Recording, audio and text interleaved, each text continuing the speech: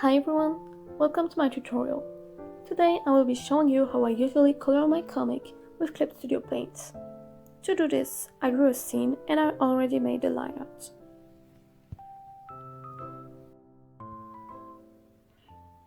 But before you get started, you should make sure that you choose specific colors for each of your characters. That's why I usually do this kind of character sheet. With less colors, I recommend that you create a color set for each character.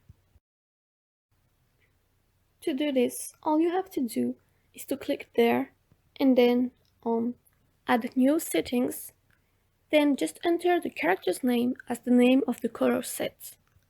Pick the colors from the character sheet and add them to the color set of the character. It will be pretty useful later on.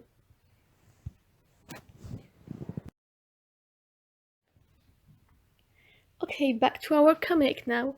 I created a folder for each character and named the folders by the character's name. In each folder, I created separated layers for each part of the character. For example, a layer for the skin, one for the hair, another for the eyes. It's important to create separated layers and to name them. Otherwise, when we're going to add backgrounds and effects, you're gonna be lost since there will be so many layers and you won't know which layer is what. I also wrote the layers' names in uppercase since it makes it kind of faster and easier to read.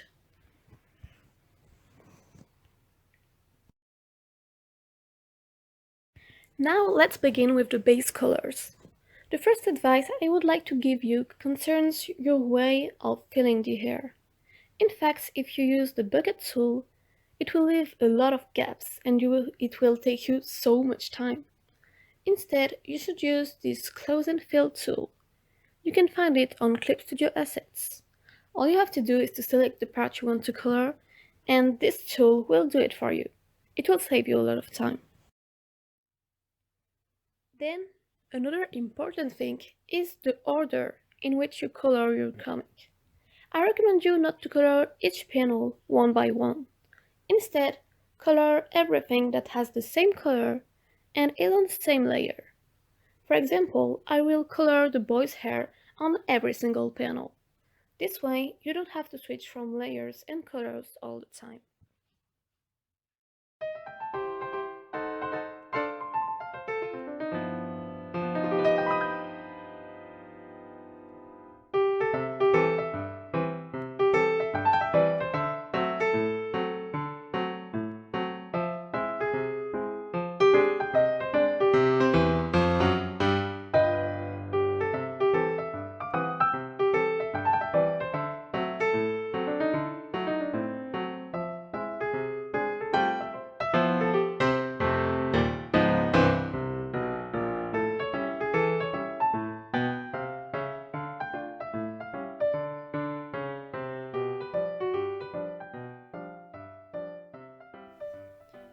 Now let's move to shading.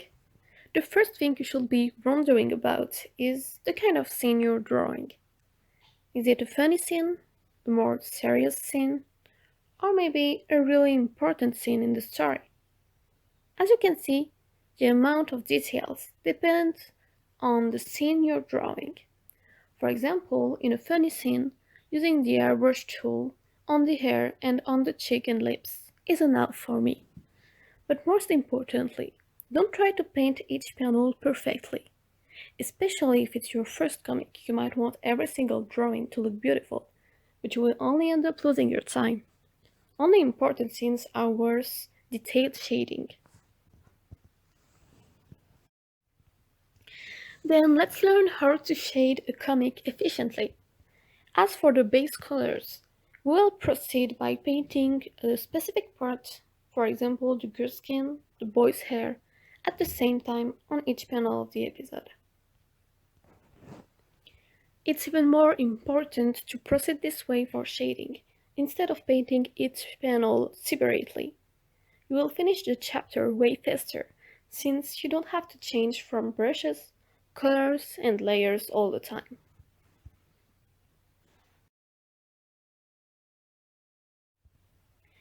Let's start, for example, with the girl's hair. A pretty fast and easy way I found is to clip a layer above the base color and to fill it with the shading color. Then I take the hard eraser and erase some parts where they should be light. Just follow the hair shape and keep it simple.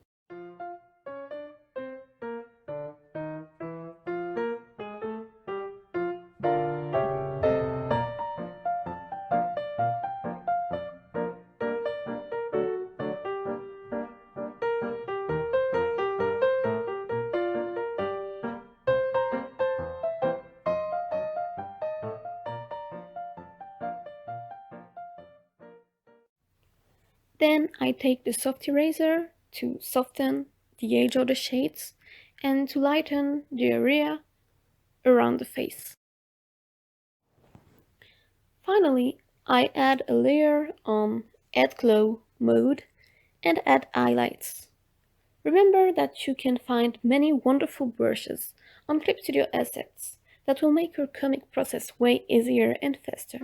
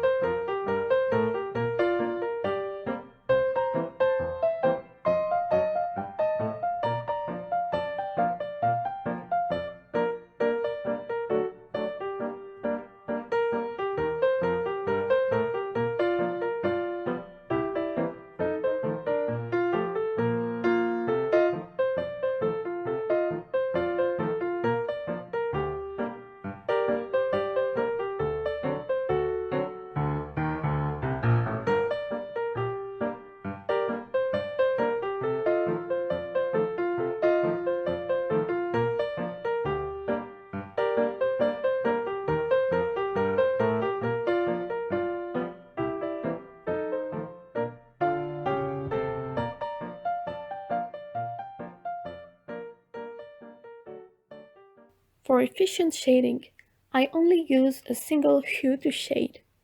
Restraining the number of shades you're using is a good way to simplify your art style. It also allows you not to spend too much time on shading. I will only use two different shades if the scene is important and the panel is big, so I want it to look outstanding, or if I want to create a specific mood with light effects. That's what I'm going to do right now. First thing, lock transparent pixels on the shading layer. Choose a darker shade and color half of the hair with it. Use the airbrush tool in the middle to make it look more natural. Then lock the transparent pixels on the base color layer. Pick the first shading color and spray it with the airbrush on the side where the shadow is. It gives a side backlight effect and can help you to set a more dramatic mood.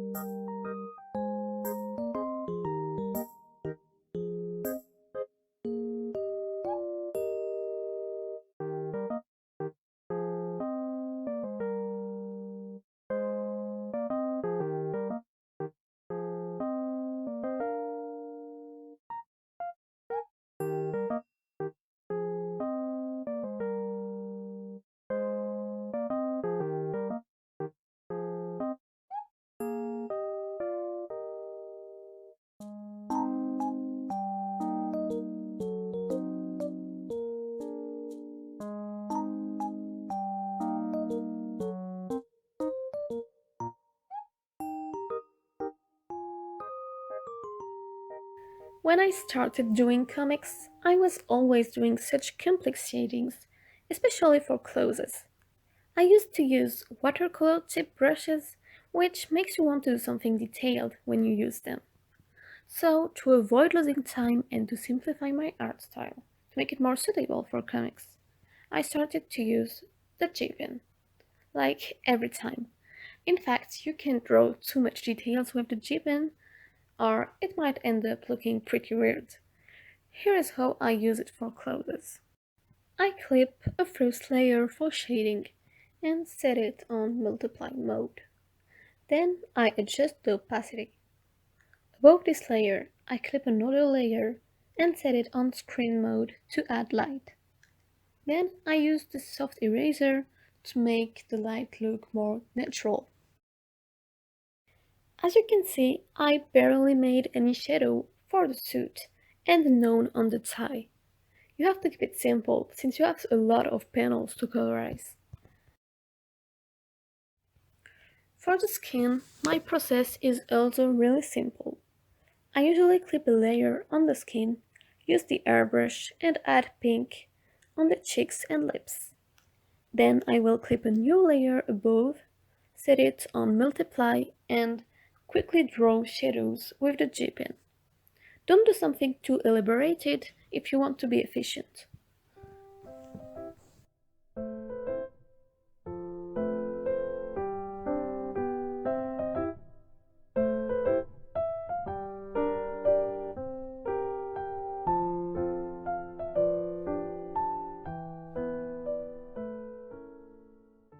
After spending hours, maybe days on colorizing your comic, you might feel lazy. And let me tell you something, it's completely okay. So when I don't feel like shading or when I want a different effects, I usually use gradients. Clip Studio has a gradient tool.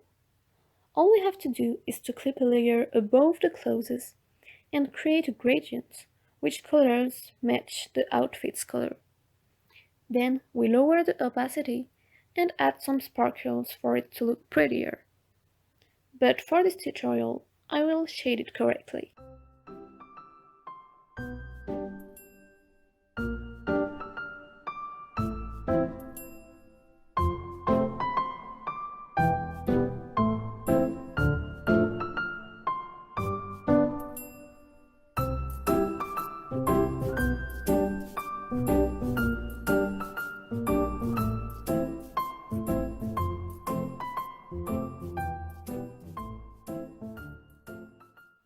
To make your shading look more elaborated effortlessly, you can use the soft eraser and lighten the edge of the shadows. It will look as if you used different shades and created a gradient, but will actually take you less than a minute. Some panels might not be important or might be portraying a character a bit far away. For this kind of panels, clipping a layer on screen mode on top of the base colors and drawing some light should do the job. On this example, I didn't shade the boy's suit. I only added light at the top. In fact, he is not what I want the readers to focus on. I want them to focus on the girl's reaction. If I colorize the boys in a too detailed way, it might confuse the reader on what to pay attention to. That's why you should always take the scene in consideration while coloring your comic. Finally, some panels might look a bit boring and you might want it to look more elaborated without putting more work into it. To fix this, you should try adding patterns. To do this, choose a pattern you like from materials, clip the pattern on the clothes and set it on multiply. Adjust the opacity. Clip Studio have a lot of pretty patterns you can use, but you can also download new ones from Clip Studio Asset.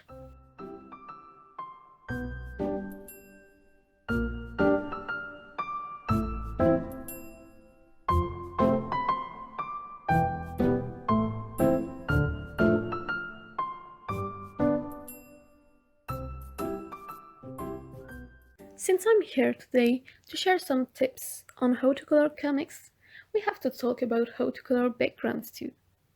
But since I know many of us don't really like these parts, I will give you advices on how not to draw them. I will show you three different ways. First, create a background folder.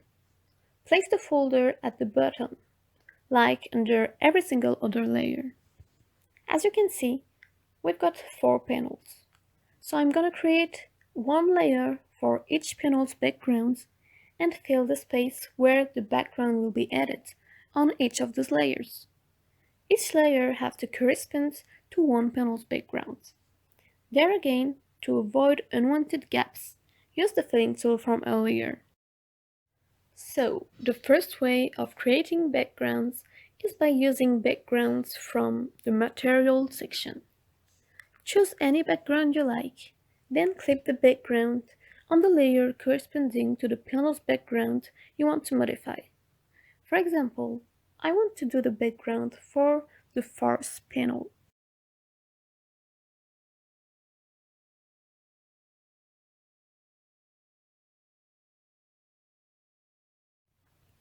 You can also mix two different backgrounds by playing with the opacity. The second way is to use a brush. On some panels, using brushes can be enough to get a cool background, especially for funny scenes, or even to give a different feeling or to make the reader focus more on the character. Remember, you always have to consider the scene and the moment you're drawing. Here, drawing some effects with a brush instead of painting a landscape gives kind of a romantic vibe. It also notices the reader that he has to focus on the character and her feelings. You can also play around with patterns. All you have to do is to clip the layer above the corresponding layer in the backgrounds folder. You can colorize the pattern the way you like. This time, the stars give a cute vibe. While using brushes like this, I recommend that you pick a color from the character's hair or eyes. It will fit the character better. For example, I used purple for the girl and yellow for the boy according to their hair colors. Finally, the third way is using 3D backgrounds. First, choose a 3D background from materials. There again, you can download new ones on Clip Studio Assets, but you can also create your own 3D backgrounds. Then, clip this background on one of the backgrounds layer. For example, I would like to add the 3D background as the background of my third panel, so I clip it on the corresponding layer. Then, let's add a sky in the back. Now, let's make the background blend with the sky. Select the layer of the 3D background and create a selection from this layer. Copy and paste the sky and put the copy layer above the 3D background. Then set the copy layer on overlay mode and there you go. We've got our backgrounds done, but the characters aren't blending well with the backgrounds. We'll fix this with some finishing tips that will make our panel prettier without spending time or efforts on it. Create new layers and clip them on your characters' folders.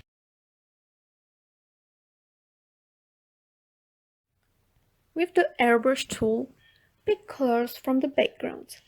Fill your characters with these colors on the layers you just created. Choose a light source and put lighter colors on the side where the light is coming. As you can see, I used lighter colors on the girl to make her look more outstanding, and darker colors on the boy. It made him look less visible.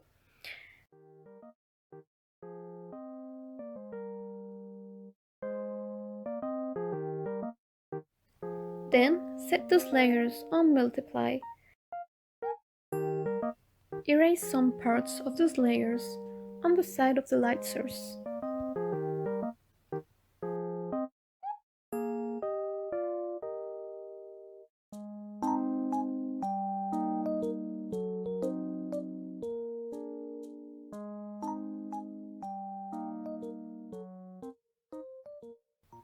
can add some sparkles to unify the background and the characters. While making comics, you don't have enough time to come up with an elaborated lighting. Here is what I usually do. Create a layer above the lineup layer. Set it on Add Glow mode. Then take the airbrush tool and choose a pretty color from the background. Spray it where there should be light. Then lower the opacity for it not to look too bright. You can also be more original and use a special brush. Otherwise, you can add sunlight with the brush Pentagonal Soft. What you choose mostly depends on the mood you want to set in a particular scene of your comic.